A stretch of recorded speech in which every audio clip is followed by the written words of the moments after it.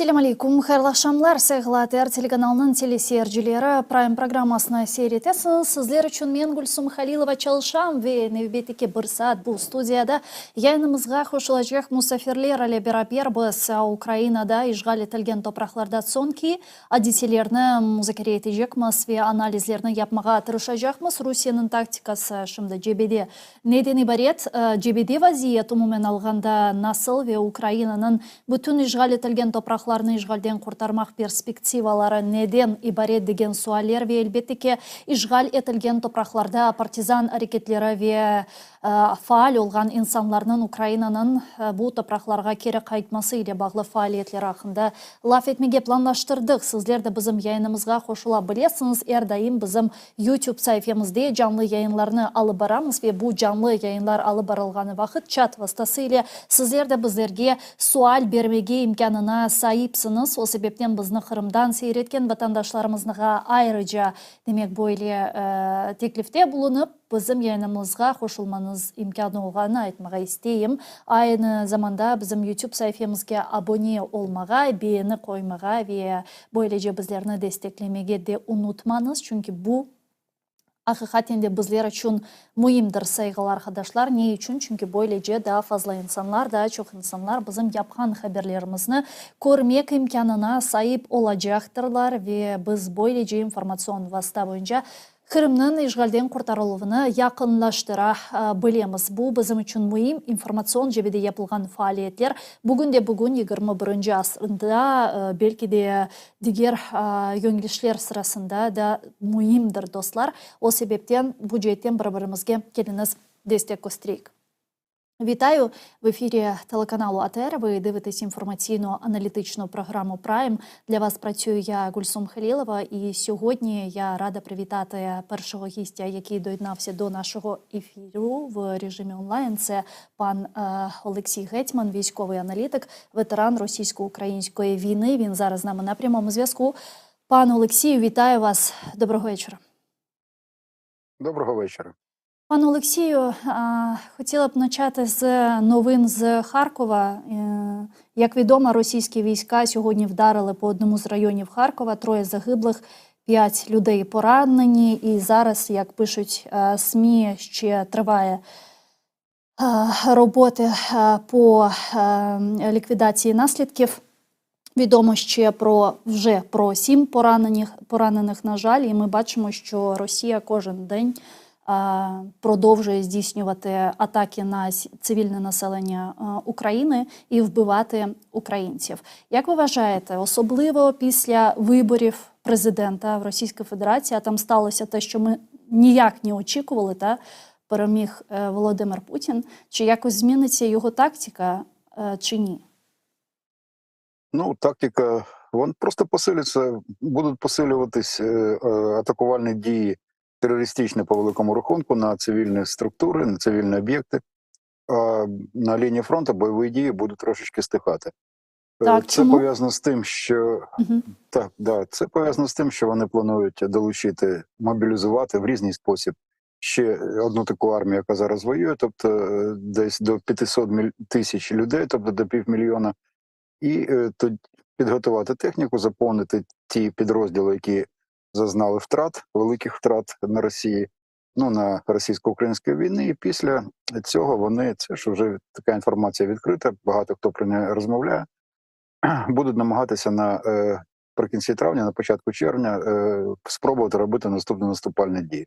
За цей час в якому напрямку? Продовжити. Це більш Донецький, Луганський напрямок чи всі? Це невідомо. Є припущення, що це може бути північний напрямок, що це може бути атака на Харків, на Сумщину, на Чернігівщину, на Київщину. Це може бути атака на Одещину, спробую до Придністров'я якось прорубати коридор. І, звісно, це може бути атаки на Сході, там багато напрямків, на яких вони зосереджені, велика кількість військ, тому де саме, я думаю, вони самі ще не вирішили, росіяни, тому тут не те, що ми погана розвідка працює, просто, вони готуються. Їм зараз треба зосередитись на підготовці поповнення, які вони мобілізують, на відновлення техніки, на накопичення ракетів, на накопичення снарядів, все, що як готується будь-яка армія до наступальних дій. А для того, щоб у нас розхитувати ситуацію всередині, вони будуть робити отакі терористичні. Ну, це навіть не тероризм, це трошечки інше, це все ж таки військові злочини. Це різні статті, вони схожі, але військові злочини, атака на цивільне населення, це, ну, я так не пам'ятаю на пам'ять, яка стаття важча. Військовий злочин чи тероризм. Ну, десь вони приблизно равні. І вони будуть, на жаль, це робити. Ми маємо це розуміти і реагувати одразу на повітряні тривоги, бо зараз небезпека зростає саме на цивільних об'єктах, в великих містах. Це може бути Київ, це може бути той самий Харків, Сумщина, ми вже постійно про це кажемо. Ну, може бути інші місця, вони спробують атакувати. Одещину, Миколаївщину, Львівщину, все, ну, крізь. Вони будуть зосереджуватись, поки вони готують армію, вони будуть зосереджені на атаки на наше цивільне населення і на цивільні об'єкти. Пане Олексію, якщо дійсно уявити те, що Росія зараз мобілізує ще сотні тисяч людей, щоб відправити на війну проти України, як ви оцінюєте рівень підготовки цих чмобіків? Ну, наприклад, це стане реальною потужною перевагою на полі бою? Це в будь-якому випадку буде потужна сила, хоча б за рахунок кількості. В них вже біля 100 тисяч готуються зараз, які були мобілізовані раніше. Тому я впевнений, що ті новітні мобілізовані... Тобто ця підготовка це не на 2-3 тижні, як вони робили раніше, чи вона дійсно потужніша зараз? Це буде більше підготовка. Ну, 100 тисяч готуються вже місяця 3. Тому це вони проходять бойове злагодження для того, щоб вони були більш ефективними на полі бою. Тут для росіян є певні складнощі, просто кидати людей велику кількість. Вони здатні, але треба буде третій раз мобілізувати ще 500 000.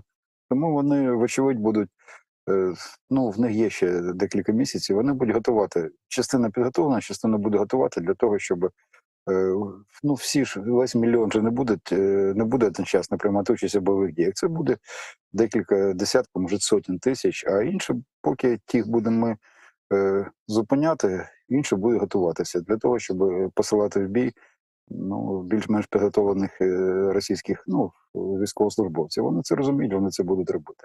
Тобто задача яка? Це просто окупувати нові території та приєднати до Росії? Да ні, я думаю, що це проміжна була ситуація. Зараз пішли розмови про те, що вони хочуть створити санітарну зону 200-300 кілометрів. Це по великому рахунку усе лівобережжя і навіть далі. Медведєв, він що у Путіна на умі, то у Медведєва на язикі, як то кажуть. Це правда. Він взагалі вважає, що такої країни, як Україна, існувати немає. І що вони хочуть просто, щоб ми перетворились на західно-південний якийсь російський округ, якусь частину федерації. Тобто вони не вважають, що Україна має бути як самостійна країна, як незалежна держава, і що нас треба знищувати. І вони це будуть робити, виходячи на якісь кордони. Навіщо ці кордони? Щоб що? У них плани, Україна – це перший крок в їхніх планах. Далі Балтійські країни, далі східноєвропейські країни. Вони ж це не приховують, що вони мають побудувати новітню Європу, вони мають змінити порядок, світовий порядок, кордони в Європі. Вони вважають, що всі ці країни, які були колись в Варшавському договорі, соціалістичні країни, вони мають бути частиною Російської Федерації, не кажучи вже про ті країни, які були колись республіками Радянського Союзу. Тому тут, що вони будуть робити, не треба легковажити і думати, що вони там вийдуть на кордони Донецької, Луганської і зупиняться. Тобто ви думаєте, що вони будуть ескалувати війну? Бо ви ж чули багато експертів останнім часом і кажуть про те, що навпаки Росія зараз хоче переговорів, і тому і Путін, і Медведєв, і Медінський та інші зараз все частіше стали говорити про необхідність переговорів, там про мирні переговори і так далі. І навіть вони там через Туреччину артикулюють ці свої бажання. Ну, Тобто ви вважаєте, що ні, що на переговори зараз е, Росія не готова? Ну, ми то зрозуміла, а Росія? Ну, ні, вони будуть розповідати давайте про перемову, проведемо перемовини, і що вони кажуть, що ну, ротом Путіна вони кажуть, що для цього треба бути реалістами, треба враховувати фактори на землі, тобто не може бути мова про те, що вони будуть повертати якісь території, що по факту вони вже давно, ну, що вони належать Російській Федерації, тому ми маємо з ними зустрітися, маємо з ними вести перемовини. Про що? Про те, яким чином ми маємо передати їм нашу територію. Ми заявили нашу позицію, вона дуже проста. Що допоки вони не виведуть свої війська з нашої країни, зі всіх територій в межах адміністративного кордону 91-го року, то ніяких взагалі розмов ну, коли плануються перемовини, перемовини мають плануватись про що? Про що ми маємо розмовляти з Російською Федерацією? Вони не ми вважаємо, що вони мають, ну як і весь цивілізований світ, вивести свої війська і поновити нашу країну, ну щоб наша країна була в межах тих кордонів, які були визнані всім світом в 91-му року. Вони вважають, що це їхні території. Вони їх звільняти і виходити з них не збираються. Ну про що розмовляти? Про що? Частину території передати, якийсь компроміс, тобто, так до які території частково передати. Знаєте, про це багато розмов. Було від навіть покійного Бжезинського, коли він казав, що може є сенс передати частину території, щоб був мир. Ну, на що йому запропонували передати Аляску Росії, а Техас Мексики. Він сказав, як це можливо, а говорить, а що ви нам пропонуєте? Тобто ми вважаємо, що це нормально? Ну, передайте свої території. Тоді він трошечки змінив риторику. Тому перемови ніяких нема про що. Предмет, от для того, щоб розмовляти, є предмет перемови. Предмета нема, про що розмовляти. Просто дивитися один на одного, десь за столом. А росіяни будуть постійно розповідати, що вони хочуть миру, що вони хочуть за стіл перемовин. Ну, знаєте, мені здається, десь Ну і воно юридично пройшло, це вже неможливо жаль. зробити, особливо з Путіним. Ну, тобто Ні, є рішення, що не можна вести перемовини з Справа Путіним, не наприклад. справа не в Путіні. Справа в іншому, що мені здається, президент Зеленський сказав вже ці слова. Ну так, обережно, якось не прийшло, що ну давайте, якщо ви вважаєте, що можна забрати частину наших територій, давайте Курську область, наприклад, ми повернемо в Україну, а вона історично була в складі України і так далі. Тобто, ну що це за розмова? Тому про перемовини потрібно росіянам для того, щоб затягнути час. Зараз ну їм важче накопичувати людей, ну сили та засоби, людей, техніку, зброю, снаряди, бо постійно вони витрачають. Будь-які перемовини на тиждень, на два, на три, це дасть нам можливість зберегти дуже велику кількість живої сили, техніки та снарядів. Ну, для того, щоб наприкінці травня, в червні було простіше і краще була можливість робити наступальні дії. Тому Пане Олексію, а для намагання нашої підготовки нам цей час не потрібен? Ну, як ви оцінюєте рівень підготовки наших ЗСУ? Ну, вони, знаєте, в деяких місцях нормально, в деяких не дуже добре. Зараз, поки буде послаблення, воно буде безпосередньо на нулі, в нас є час для того, щоб будувати ті фортифікації, про яких вже йде багато розмов. Вони повністю не готові, тут не треба ж самих себе обманювати, там треба ще багато працювати, але сподіваємось на те, що до кінця, до середини травня, до травня місяця за ці 2 місяці можна встигнути побудувати серйозні фортифікації. Навіть там це мова ми ще про Київщину йде, наскільки я розумію, тому що є реальна загроза того, що Росія знову нападе на Київщину. Ну, хай пробує. Це всі от якраз на півночі, де не було активних бойових дій, у нас був достатньо часу для того, щоб там побудувати серйозні фортифікації. І там вони вже побудовані, там все, що треба, заміновано, там всі маршрути прострілюються, там постійно наші засоби зв'язку, реби, дрони. Тобто ми там все бачимо, ми розуміємо, де вони можуть рухатись, тому там більш-менш спокійно. З іншого боку, все залежить від того, знаєте, ми якось готові, не готові. Такі розмови, які багатьох військових, ну вони просто трошечки, знаєте, дратують. Все Мгм. залежить від того, скільки Росія збере людей, техніки, снарядів, артилерійських систем, літаків, і скільки буде в нас. Ну, прошу, ну що, ну якщо в них буде на якомусь ділянці там 10-20-кратна перевага в пострілах, в техніці, в людях, а нам будуть так дуже повільно чи з такими гальмами передавати озброєння, на яке ми розраховуємо, то яким чином ми маємо тримати оборону? Так, звичайно, За тому рахунок ми зараз, ми ж мені так, розуміємо, що... мені так це да, Так. мене це закінчу думку, що дратує, що ну коли у вас, пробачте, давайте спростимо ситуацію, у вас автомати, в ньому 30 патронів, а на вас біжить 100 людей. Так. Як ви їх будете вбивати? Ну, патрони закінчились, далі що будете? Руками ігрувати? А вони озброєні, в них є зброя, стрілкова, вони стріляють. Як ви будете їх зупиняти? Тому всі розмови, треба як? От вас нема чим стріляти, як ви будете зупиняти, на вас лізуть люди зі зброєю, а у вас нема нічого. Палками битися? Так, це ваша правда. Тому Бо дійсно зараз кажуть, прогноз- що симетрично воювати ми просто не можемо, тому що у нас не так Сірський багато сказав, людей, да. як, наприклад, Росії. І не таке виробництво, на жаль, як, допустим, має сьогодні Росія. Але ми маємо партнерів, які нам допомагають військово, фінансово, політично, дипломатично і так далі. І багато хто каже, що перевага буде на тому боці, у кого є більш технологічніше озброєння.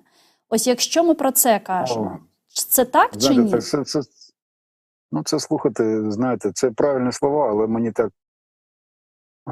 Давайте пригадаємо, що сказав нещодавно командуючий Сирський. Він сказав про те, що ми маємо робити асиметричні відповіді, тобто перемагати якістю, а не кількістю. Так. Про те, що нам треба технологічний прорив для того, щоб меншою кількістю людей перемогти ворога, технологічний прорив, тобто новітня, дуже сучасна зброя. Про це написав в своїй статті восени минулого року минулий командуючий Залужний. Які новини? Ми півроку про це знаємо, півроку про це кажемо, що ми не можемо битися такою самою зброєю, чи трошечки, може краще, трошечки гірше. В середньому якість нашої зброї не переважає, суттєво не переважає якість зброї Російської Федерації, але нас всього менше. Як ми можемо? Як? Завдяки, мотивації є, це замало. Одної мотивації і одного героїзму замало. Тому треба якісна зброя. А ми F-16, літаки 70-х років. Ми вже там не можемо ніяк. Та нам не F-16, на F-30, от перевага це F-35, це Апачі гелікоптери, це бомбардувальники Б-2, це крилаті ракети Томагавк, це крилаті ракети Таурус, це артилерійські системи Хаммер з далекої дальності. Оце є технологічний прорив. Якщо б у нас було декілька бомбардувальників, навіть Б-52, які б зрівняли з землею всі там угрупування російських військ, які там знаходяться, оце є технологічна перевага. А ми 6 F-16 чекаємо, що зможуть робити 6 літаків, якщо тільки сушок сотня 34-х, сушок 35-х, теж сотня, не кажучи про F-16, про Міг-29, про Су-27, Су-20, про все, що в них є. У них біля 2000 літаків, бойових літаків, які можуть виконувати бойові завдання. У нас 6. І ми всіх переможемо. Що це за це російською мовою дитячий лепет на лужайці? Це не є технологічна перевага. Технологічна перевага – це велика кількість найсучаснішої зброї.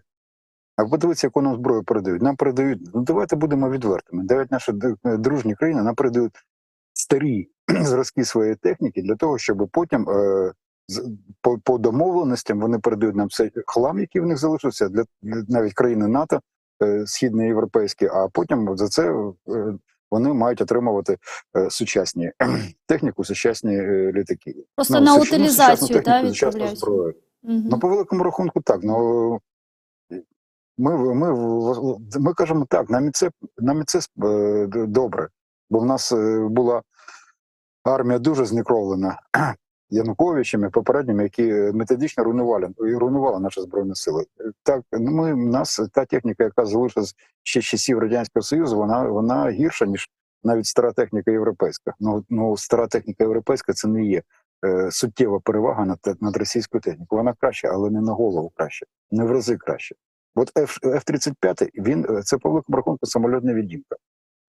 Він може літати над бойовими позиціями росіян, просто кошмарити їх, нашкодити, все, що там тільки можливо. Але у нас навіть розмов про F-35 не йде.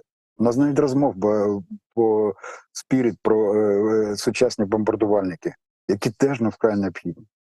У нас навіть про це розмова не йде. Про гелікоптери, які нам вкрай потрібні при бойових діях по суходолу. Про це навіть розмова йде. Про крилаті ракети, такі як Томагавк, розмова не йде. І багато інших, можна дуже багато що перераховувати, яка зброя є дійсно найсучаснішою. Ну і вона може бути найсучасніша, але вона має бути і у відповідній кількості. 31 танк Абрамс. Ну це дуже добре. Тільки коли була буря в пустелі, і там видавлювали з Кувейта Саддама Хусейна, то там теж були задіяні Абрамси. Такої кількості 4 тисячі. А в бою приймало участь 2800 там чимось. Розумієте? Армія була трохи менше, ніж зараз армія Путіна, і проти нього воювало майже 3 тисячі Абрамсів. Ну, це була ж західна коаліція, а ми воюємо не з західною коаліцією. Секундочку, я не розумію.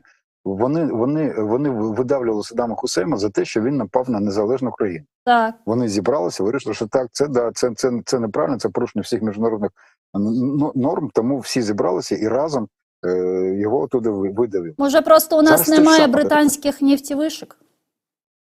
Так, ну, знаєте, якщо так ставити питання, що тоді, да, ми показуємо, які ми молодці, які ми демократичні країни, і ми не дамо нікому захоплювати інші країни, ми всі разом захистимо ці країни, але коли стосується це Росії і України, то ні, ми вам дамо в 10 разів, яких 10? В 100 разів менше танків, ну, наприклад. Не дамо вам такої зброї, не дамо вам такої зброї. Хоча ці країни, Сполучені Штати в тому числі, і Велика Британія, не кажучи про Росію, підписала з нами Будапештський меморандум, коли ми дали четвертий в світі ядерний запас, який в нас був, ядерна ракета.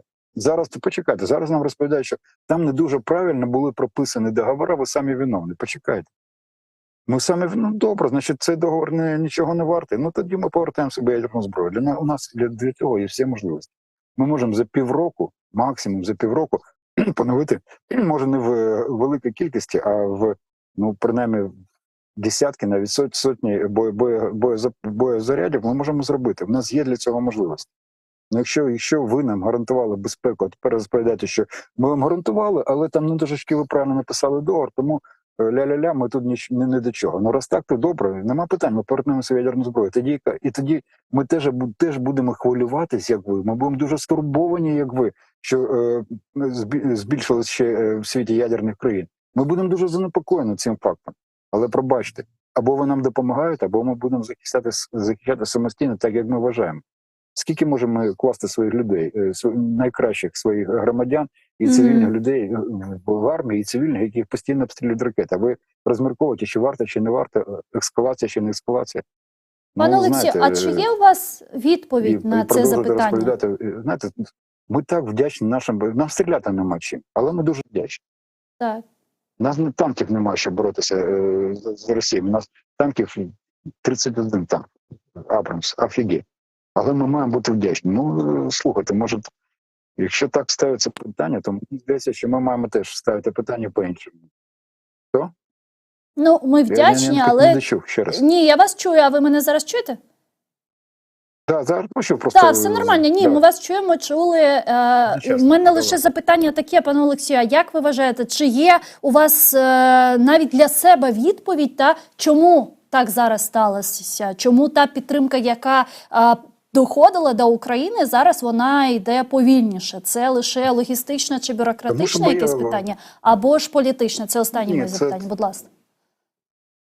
Політичне питання, вони дуже бояться, що ми можемо перемогти Російську Федерацію, вона почне розвалюватися на складові. І тоді, з їхніх точки зору, наших друзів і партнерів, Замість одної країни з ядерною зброєю може з'явитися там 5, 7 чи там 57 країн з ядерною зброєю. Це буде більша небезпека для світу. Ну, це дурня повна. Це навіть не хочеться коментувати. Але, ну, якщо ви будете боятися і далі Росії, то ну, бійтесь далі. Ви будете її боятися, вона піде далі. Вона піде на Балтійські країни, вона піде на східноєвропейські країни. В них це в плані, вони це не приховують. Ну, якщо, знаєте, потім да, будуть вважати після цього, як все відбудеться, да, це була помилка. Так є нормальні такі тверезі голови і в Сполучених Штатах, і в Європейському Союзі, і кажуть, слухайте, це ми інвестуємо в власну небезпеку. Якщо ми не будемо робити цього, то потім доведеться сплачувати набагато більше і грошей, і людей. Треба буде витратити набагато більше, бо доведеться нам вже безпосередньо воювати з Російською Федерацією. А зараз в нас є чудова можливість у західного світу руками України зупинити цю країну і перетворити її в щось схоже на демократичну країну, в щось схоже, принаймні таку, щоб вона не могла далі робити в найближчі 100 років якихось агресивних дій до своїх сусідів. Унікальна можливість для цивілізованого західного світу. Ну, якщо вони не використають, ну, потім будуть аналізувати, проводити наради, чому так сталося. Та вже, може, криком кричать, що ви робите, подивися, що відбувається. Ну, не хочуть чути. Ну, там дуже добре, там дуже тепло, там дуже спокійно, а десь там на Сході йде війна, ну, якось там вона сама по собі вирішиться. Дякую вам дуже, пане Олексію. Ні, ну, починаються рухи в Бельгії, в Данії, в Швеції починають дітей тренувати ховатися в бомбозаховищі. Тобто, ну, дехто прокидається. Ну, поки ви прокинетеся, у нас загине велика кількість людей. Що ж ви робите?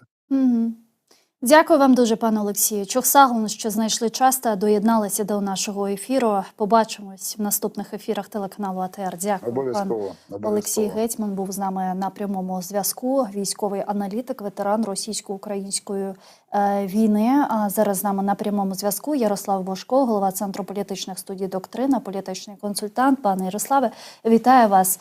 Доброго вечора. Вітаю вас. Пане Ярославе, ну ми зараз з паном Олексієм розмовляли на тему того, що Захід зараз боїться просто розпаду Росії, і саме тому вони йдуть такою повільною підтримкою, і військовою підтримкою, фінансовою підтримкою Україні. Як ви вважаєте, це так чи ні? Я думаю, що все-таки тут проблема дещо глибша. Основна структурна така ситуація, яка зумовила поточний стан, в якому ми знаходимося, це те, що Конгрес Сполучених Штатів не зібрався з силами, щоб проголосувати за подальші пакети допомоги Україні, і якоюсь мірою це змусило Європу активізуватися і діяти більш швидко, але ми розуміємо, що Європа тут не має таких наразі оборонних запасів і такої потужної оборонної промисловості, як Сполучені Штати. Чому США пішли відповідним чином? Існує, знову ж таки, якоюсь мірою більш логічне пояснення про те, що для потенційної команди Трампа, яка вже впливає на конгресменів від республіканської партії, значно більш бажаним і основним пріоритетним конфліктом залишається потенційний конфлікт Сполучених Штатів із Китаєм, який ними розглядається як Третя світова війна, і скоріше за все і буде мати такий характер, якщо розпочнеться. Так? І з цієї точки зору вони, умовно кажучи, не хочуть забезпечувати безпеку не те, що України. Значною мірою навіть ставиться питання про те, що давайте і війська Сполучених Штатів з Європи виводити і переконфігуровуватись уже на якийсь інший вектор. Тобто, по суті, на вектор протистояння Китаю в Азії, потенційно на Тайвані і, можливо, на нову корейську війну, так, яка там так само може спалахнути. В цьому контексті ми, звісно, розуміємо, що якоюсь мірою, мабуть, Сполученим Штатам за Трампа хотілося б досягти однієї такої тактичної цілі – це вивести Росію в стан такого активного, мовно кажучи, нейтралітету. Так? Тобто витягнути потенційно Росію з оцих китайських лещат, які Росія, по суті, впала внаслідок свого розриву із Заходом, і хоча б в цьому потенційному глобальному американо-китайському конфлікті, який може мати місце, досягти цієї позиції про те, що Росія не буде в ньому брати ніякої участі і буде навіть заморожувати якісь там ініціативи по взаємодії з Китаєм. Це американська така оптика погляду на це. Вона пов'язана з такими ізоляціоністськими, як кажуть, республіканськими колами. І, скоріше за все, ця політика провалиться. Тобто спроба Сполучених Штатів вивести Росію в певний, скажімо так, неактивний стан, деактивізувати цю спайку Росії з Китаєм, Іраном і Північною Кореєю, вона не буде успішною.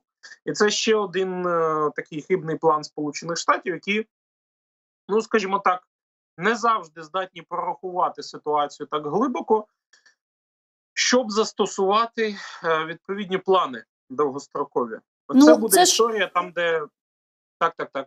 Це ж, поки Сполучені Штати готуються до потенційної війни з Китаєм, вже є війна на території Європи. Так? І вона вже йде. І там ще не зрозуміло, що якщо, не дай Боже, Україна програє, що ця війна не продовжиться вже на території стран Європейського Союзу.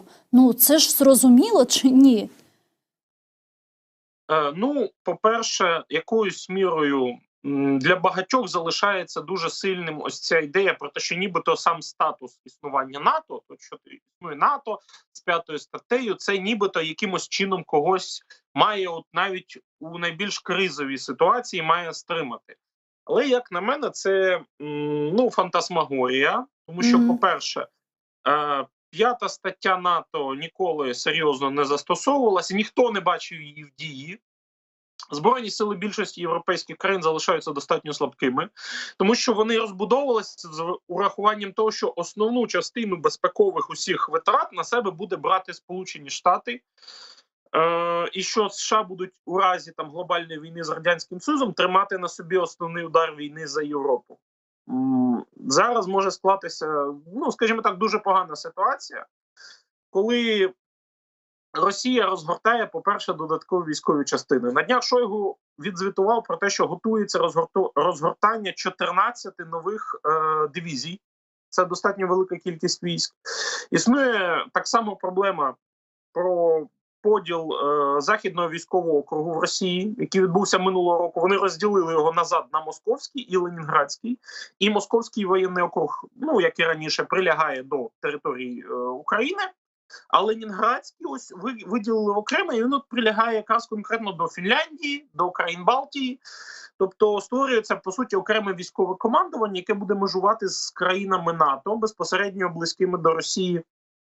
Це виглядає загрозливо. Так. Що про це думають в Сполучених Штатах? Я думаю, що там історія про те, що, по-перше, вони хотіли би більшої активності Європи у забезпеченні своєї безпеки, і тому трошечки Європу підлякати цим. Мовляв, дивіться, якщо у вас будуть проблеми, то це відсотків на 80 будуть ваші проблеми. І лише відсотків на 20 наші. Наш основний фронт, мовляв, в Азії. І дійсно, ми розуміємо, що з точки зору контролю за світом, з точки зору глобального впливу, війна в Азії буде важливіша, ніж будь-яка війна в Європі. Бо це війна за мікропроцесори, це війна за контроль за глобальними торгівельними шляхами, це війна за статус першої економіки світу. Відповідно, і тієї держави, яка буде визначати світопорядок. В цьому ракурсі зрозуміло, що ось цей план Сполучених Штатів переключити всю свою увагу на Азію, він насправді не буде працювати. Тому що уже раніше були в історії США періоди, коли Сполучені Штати думали, що вони будуть просто помаленьку колонізувати там Південну Америку, заходити в Азіатсько-Тихоокеанський регіон, але увесь цей час ставалися якісь непередбачувані обставини, так? Такі, як, наприклад, початок Холодної війни. США не планували починати ніяку холодну війну з комуністами. Але ця холодна війна все одно почалась в момент, коли США думали, що вони зараз займуться Китаєм, займуться Азією, тобто тією зоною, яка насправді історично для США вважалася такою природною зоною їхніх інтересів. Щойно США намагаються туди розвернутися, в іншій частині світу відбувається щось таке, що не дає їм зробити цей розворот. І я більш ніж впевнений, що ми тут матимемо такі самі результати. Ну, ось це завдання деактивізувати Росію. Це про що йде мова? Це збереження статуса кво та зупинити Росію на тих кордонах, які вона вже окупувала, і посприяти початку так званих мирних перемовин, чи що?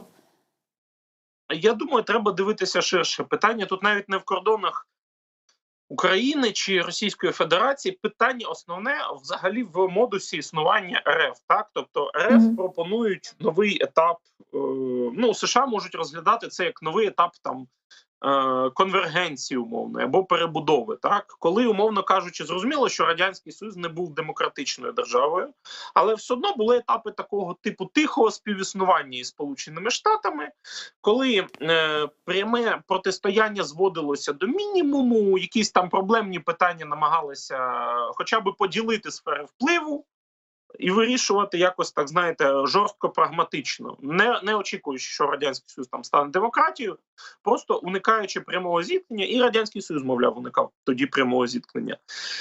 Проблема в тому, що ця політика, яка, можливо, виглядала розумно для Сполучених Штатів там в 70-х роках, в 60-х, коли там було уникнено ядерне загострення під час Карибської кризи, нині ця політика виглядає абсолютно нерозумною для Російської Федерації, і саме цей період в РФ, в історії Росії, він активно критикується нині. Тобто ось цю ідею конвергенції, зближення з Заходом поступового задля уникнення напруги, поступової розрядки. Ось це розглядається нинішніми керманичами Росії як джерело проблем, як джерело розвалу Радянського Союзу, так?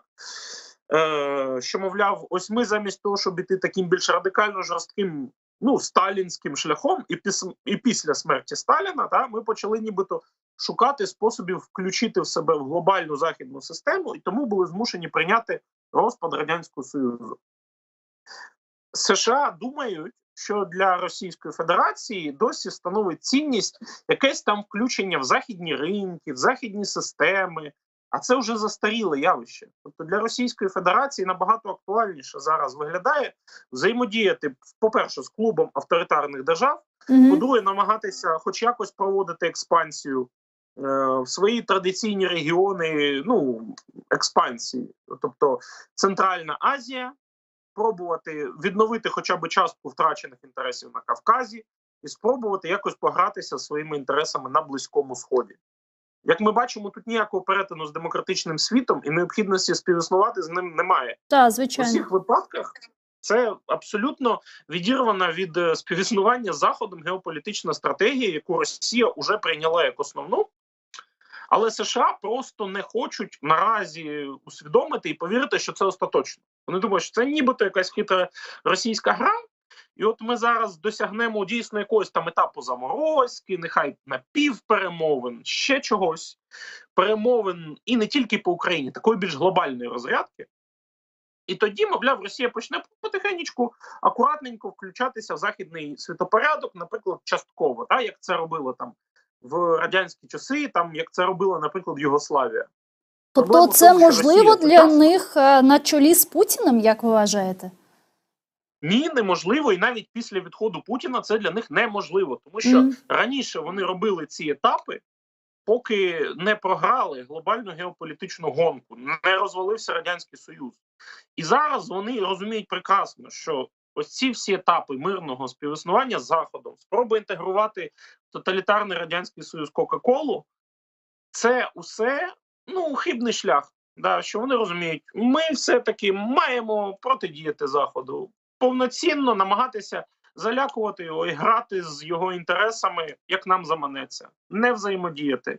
Тобто усе в такій сталінській абсолютно рамці. Ось ці всі наступні там періоди, коли уже такий, що називається, соціалізм з людяним обличчям, вони в нинішній Російській Федерації визнаються як хибні. Тобто вони визнаються як такі, де і заклалася причина розвалу Радянського Союзу і геополітичної поразки.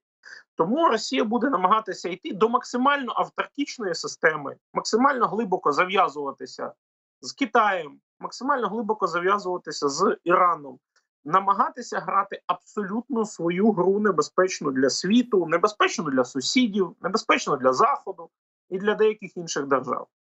А щодо Китаю, чи можливо, що Китай на етапі, коли Росія вже буде програвати цю війну, підтримує її? По факту ми розуміємо, що Китай і так підтримує Росію по мірі сил. Просто Так. Китай не хотів би наражатися на санкції, які неодмінно наступлять, якщо Китай буде робити це відкрито. Тому що для Китаю все-таки важливіше його торгівельний баланс і показники економіки. Значна частина цього торгівельного балансу – це торгівельний баланс із Сполученими Штатами досі. І він може одразу потрапити під санкції.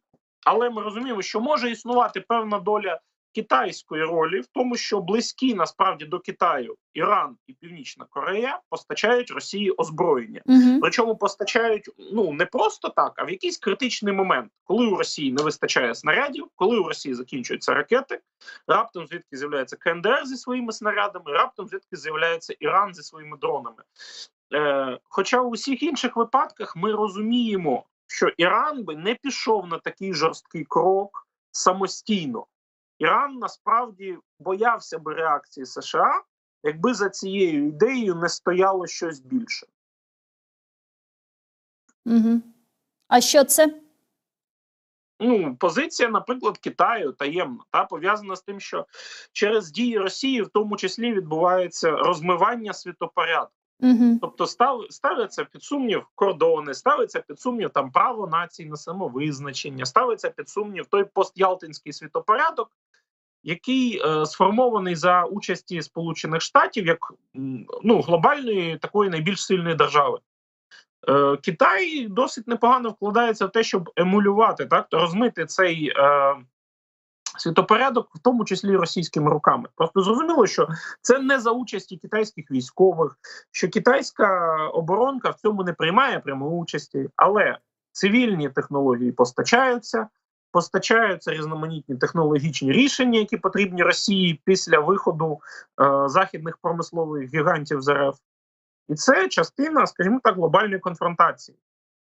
Китай не буде кидати Росію до останнього, тобто Китай не буде думати тут про те, як би самим врятуватися. Навпаки, Китай розглядає Росію, десь як Гітлер розглядав Муссоліні.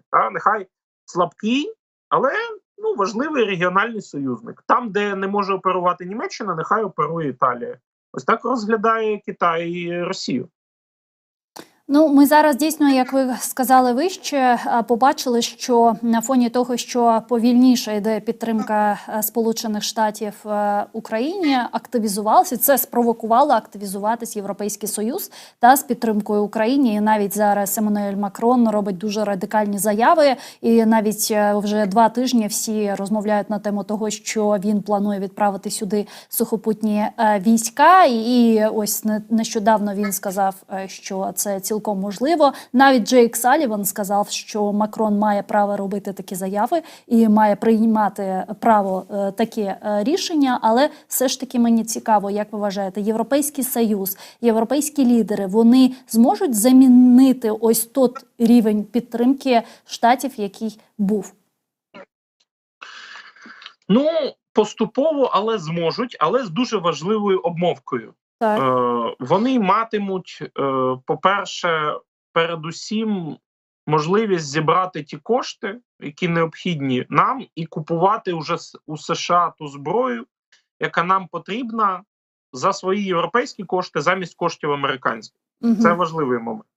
Це буде важливою частиною підтримки. Нам навіть без грошей з Конгресу американська оборонка готова продавати зброю, якщо під неї будуть знайдені кошти. По-друге, поступово розганяючи свої вже промислові потужності, Євросоюз і деякі інші держави, наприклад, Південна Корея, яка нам так само постачає дуже багато снарядів, вони зможуть закривати помалу наш дефіцит по боєкомплекту артилерійському. Тому що це зараз ледве не основна, взагалі основна проблема будь-якої такої великої війни сухопутної – це наявність артилерійського боєкомплекту в необхідних кількостях. По-третє, очевидно, що Макрон, до речі, прихильник ідеї стратегічної оборонної автономії Європейського Союзу. Тобто він один із тих, хто підкреслює цю ідею, що Європі потрібен свій власний оборонний союз, який буде існувати без участі Сполучених Штатів. Нехай він буде спершу створюватися паралельно із НАТО, але Європі потрібна якась ідея про спільну оборону, так і, можливо, про потенційну спільну європейську армію. До спільної європейської армії ще, безумовно, далеко. Але ось такі перші кроки, так, коли війська Франції вводяться, наприклад, на територію України, це може бути початком, таким яскравим, хоча б символічним початком взагалі діалогу про європейську оборонну ініціативу. По-друге, ми розуміємо, що потенційно Україна, незалежно від ситуації з лінією фронту, рано чи пізно буде включена у склад Європейського Союзу. І саме вона буде важливою частиною цієї європейської оборонної ініціативи, як держава, яка має найбільш досвідчені збройні сили на континенті і, очевидно, наразі найбільші збройні сили в Європі взагалі. Тому це все так само елемент майбутньої українсько-європейської оборонної кооперації. Але, знову ж таки, залишається великим питання. Який тип військ буде введено, куди буде введено, які завдання будуть виконуватися. І лише коли ми отримаємо повну інформацію про це, тобто що це за характер цього контингенту, лише тоді ми зможемо зрозуміти, скажімо так, усі політичні причини такого дійсно сміливого кроку. Ну, а яку реакцію це може спровокувати Росія? Ну, це не буде означати прямою конфронтацію з, наприклад, НАТО? Ну, скажімо так, по-перше, Росія про це чудово знає, але вона ніколи не зізнається, що вона знає. І Захід про це насправді чудово знає, що нанесення удару по французьким військовим, наприклад, як вони нещодавно сказали. Угу. Не буде означати порушення 5 статті. 5 стаття там виписана достатньо чітко якраз про очевидне вторгнення на територію держави-члена НАТО. Тобто, ми розуміємо, наприклад, якби коли військового з Франції вбивають десь в Нігерії під час якоїсь операції або в якійсь іншій країні Африці, то це ж не означає початок війни НАТО з тією державою, яка це провела, або терористичним угрупованням. Ні. Тому що конкретно 5 стаття захищає не військових, вона захищає територію країн-членів НАТО. Поки Україна не є членом НАТО, відповідно до нас ніяк 5 стаття не може бути застосована. Але ми маємо мати певну долю оптимізму. Російська Федерація навряд чи збирається зупинятися на Україні. І цілком ймовірно, що вона може розпочати інший збройний конфлікт, наприклад, проти країн Балтії, навіть без повного завершення війни з Україною. Просто саме тому, що Росія почала відчувати дуже сильно цей момент європейської слабкості, нібито їх там кидають американці, і зараз європейці, може, кілька років по части своєї оборони будуть в певному хаосі, бо раптово на плечі їм лягає потреба забезпечувати самостійно те, що раніше вони робили разом із Сполученими Штатами. І що ще більш важливо, якщо раніше Сполучені Штати відігравали координуючу таку роль, як держава НАТО, в обороні Європи, то тепер ця теж координуюча роль може ослаблятися. І поки вони вироблять нові моделі взаємодії, може пройти якась кількість часу. За цю кількість часу Росія може спробувати провести якусь збройну провокацію, наприклад, в Балтії. Ну це ж, я знову повторюсь, це ж знову НАТО. Чи ви думаєте, що так, НАТО... це знову НАТО. І там же повинно бути задійснення, повинні бути задіяти ось цю 5 статтю колективної безпеки, чи ні?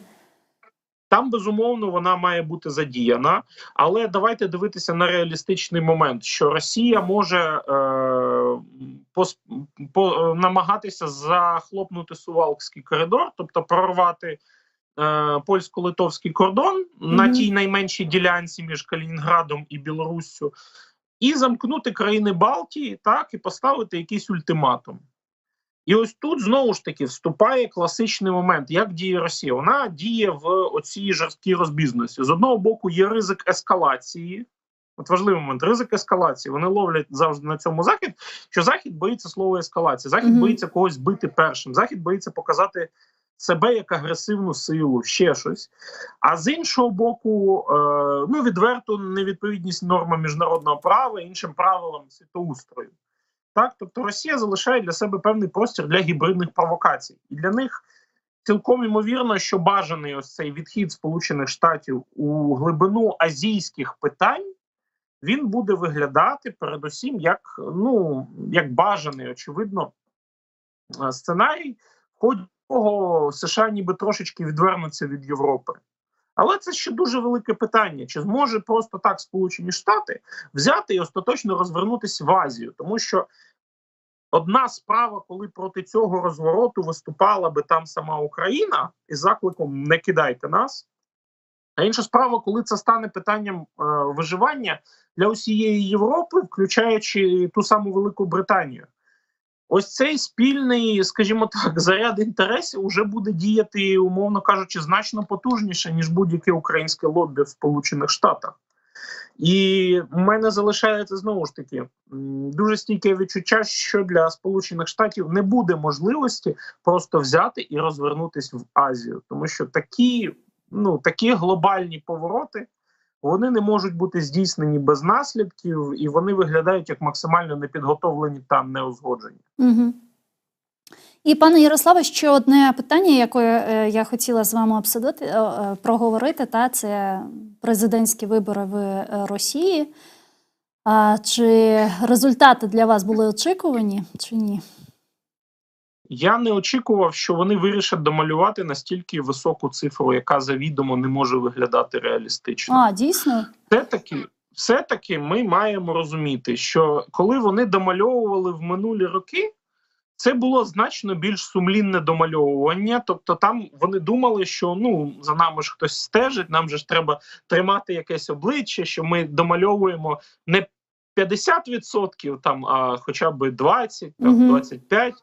А тут ось ці шори остаточно впали. Тобто стояло завдання показати Путіна як не те, що єдиного безальтернативного, а просто Путін як якийсь мета-всесвіт російської політики, абсолютно невичерпний. Ось така стояла перед ними задача. Вони її реалізували шляхом домальовки. Виходив, до речі, у Балтійської нової газети виходив достатньо цікавий матеріал про те, що щонайменше 31 мільйон і 600 тисяч голосів були просто домальовані. Тобто це не просто фальсифікація. Фальсифікація, коли десь 3% приписали, десь 4%, десь 1,5%. А це конкретно домальовка, коли береться величезний масив лівих бюлетенів, лівих протоколів, і вони ось такими великими купами розкидаються по різних регіонах Росії. І це соціологічно все абсолютно реалістично дослідити, що це якісь електоральні аномалії. І зрозуміло, що ці електоральні аномалії вкинуті за Путіна. А домальовують вони для кого? Для себе? Для Путіна, можливо? Щоб показати Путіну, ось дивіться, як багато з вас голосують, чи що? Частково для себе, показати своїм всім громадянам. Дивіться, у нас тотальна підтримка, а ви оці жалюгідні 13%, які за Путіна не проголосували, ви в такій меншості, що краще поки, навіть не думайте нікому казати, що ви проти Путіна. Це остаточне капсулювання, абсолютно будь-яких, навіть легальних і лояльних форм опозиційності в РФ. Тобто, коли я кажу легальна опозиційність, я маю на увазі парламентські партії, КПРФ, ЛДПР, навіть це, навіть уже суперечити владі в їх тоні стає абсолютно небезпечно. По-третє, для мене абсолютно сюрпризом стало те, що дали зареєструватися кандидату від нової політичної сили, яка так само є керованою російською владою. Партія «Нові люди», вона тісно пов'язана з очільником направління внутрішньої політики адміністрації президента РФ Сергієм Кирієнко. Тобто це в повній мірі технологічний керований проект. Але для мене абсолютно дивним є те, що їм дозволили висуватись. Тому що вони намагалися позиціонувати себе як така дуже-дуже м'яко і дуже контрольована держава, але ліберальна партія. В чому сенс? В тому, що, вочевидь, путінська Росія намагається намацати якийсь такий моментик до переходу в контроль за тими виборцями, які не голосують за Путіна взагалі, які ще хоча б частково зберігають нелояльність до режиму. Створити для них керований політичний проект, з іншого боку прибрати через вбивство Навального і всіх інших, прибрати навіть ілюзію того, що якісь не пов'язані з державою політичні партії можуть існувати. Знаєте, така ситуація, вона існувала колись в ГДР. Та в ГДР існувала ж не одна лише соціалістична єдина партія, а там був цілий спектр із 5-6 партій, які усі формували Народний фронт ГДР. В ГДР була Християнсько-демократична партія ГДР, була Націонал-демократична партія ГДР правого спрямування, була якась навіть зелено-демократична ліва партія ГДР додаткова. Тобто цілий пул ось таких політсил, які всі контролювалися з одного центру, але для німецького виборця східно-німецького, який звик все-таки голосувати за кілька партій, а не за одну, вони для цих виборців створювали ілюзію, що є якийсь вибір, він при цьому ще різний ідеологічно. Але в підсумку ці всі партії формували єдиний потім Народний фронт і часто навіть йшли на вибори одним списком і завжди формували єдиний уряд. Ось це те, що нині існує в Російській Федерації, і їхня мета показати в тому числі Заходу, що ні, вам тут немає з ким домовлятися. Домовлятись з керівництвом РФ. Ви не знайдете ніяку точку опори для того, щоб скинути Путіна, для того, щоб взагалі поставити діалог про іншу політику в РФ тощо. Це абсолютно однозначно тотальна монополізація, причому показова і безсоромна, і саме її безсоромність – це і є та мета Путіна, да? Показати, що а ми можемо і ось так, та ви нам нічого не зробите. Ну, я читала і бачила в новинах, що в окупованому Криму активісти «Жовтої стрічки» спалили 1000 агітаційних листівок за останні 4 дні. Ось у нас тут 2-3 хвилинки до завершення нашого ефіру. Чи можемо ми сказати про те, що на території окупованого півострова та на окупованих територіях Херсонської, Луганської, Донецької області вже зростає ось цей партизанський рух? Ну, він там ніколи не затихав, але він значною мірою активізується під конкретні події. І так само дуже велика задача була протидіяти ось цим нелегальним псевдовиборам. Жовта стрічка поставила основним завданням якраз серйозно зменшити росіянам явку, тобто закликати виборців не ходити на вибори. Чому? Тому що досить багато громадян, вони продовжують використовувати такий метод протесту, як, наприклад, написати щось на бюлетні, так, там «Слава Україні», або там «Путін вор», або ще щось, і все одно вкинути його в скриньку. В чому проблема? В тому, що росіяни потім рахують цей бюлетень в загальних, явка фіксується і просто переписується протокол. Тобто фальсифікація виборів в Російській Федерації вже ж давно настільки централізована, що вона відбувається через переписування протоколів, а не через просто підкидання бюлетнів. Тому якби основною метою руху було протидіяти взагалі явці. І як ми побачили, як ми зрозуміли, найбільша явка була там, де росіяни зганяли бюджетників. Тобто заклади освіти, студентів, комунальні установи, медичні установи під страхом звільнення. І, звісно ж, там, де знаходяться військові частини Російської Федерації і тюрми. Тобто ось це традиційно ті середовища, де, по-перше, в Росії, і в тому числі на окупованих територіях, завжди найбільша явка, а по-друге, там завжди найбільше голосів подано за владу, за Путіна. Тобто це максимально демонстративний момент, який показує, що Росія передусім і в Криму, і на Херсонщині, і на окупованій частині Запорізької, і Донецької, Луганської областей заганяє людей на вибори адміністративними методами. І цьому наростає певний опір. Знову ж таки, ми розуміємо, що в значній мірі для Російської Федерації залишається бажаним не так показати там перемогу Путіна, а так показати, що там найбільша явка. От за перший день голосування, в п'ятницю, вони показали, що нібито найбільша явка була на цих новоприєднаних, так званих, українських окупованих територіях і на Чукотці. Хоча це абсолютно нелогічно і не відповідає дійсності, так само, як 75% намальовані місту Белгород, який всі ці 3 дні знаходився в умовах ведення бойових дій, там, де люди в більшості своїй навряд чи взагалі ризикували б виходити з будівель. Дякую вам дуже, пане Ярославе. Чохсагум, що знайшли час, доєдналися до нашого ефіру та відповіли на наші запитання. Сагумнес Ярослав Бушко був з нами на прямому зв'язку, голова Центру політичних студій «Доктрина», політичний консультант. А я, на жаль, вже повинна з вами попрощатися, але побачимось вже завтра. Сейгал Аркадашлар, АТР телеканал Нон Яйна larından ayrılmanız. Biz bu gibi yayınlarımızga devam edecekmiz. Hem Ukrayna'nın Kırım tatar tilinde anlağınızga göre menin de Ukrayn tiline yavaş geçmege tırışam. Benim için ne kadar da sonki Kırım tatar tilinden daha biraz zor olsa da ama elimizden gelgence artık devlet tilinde de laf etmege tırışamız, planlaştıramız ve böylece devam edecekmiz inşallah. Tabii ki Rusça yayınlarımız da ara sıra olacaktır ama gene de ağırlıklı olarak Kırım tatar ve Ukrayn tillerinde bu gibi yayınlarımızı devam edecekmiz. Sizler de bizimle olmağa unutmanız, YouTube sayfamızga abone olmağa unutmanız ve o'zingizning mesajlarınızı, izohatlarınızı, yorumlarınızı chat vasıtasıyla ya da izohat vasıtasıyla kaldırabilirsiniz. Biz de elimizden kelgan yollarni canlı yayınlarımızda okuyacağımız. Görüşkence.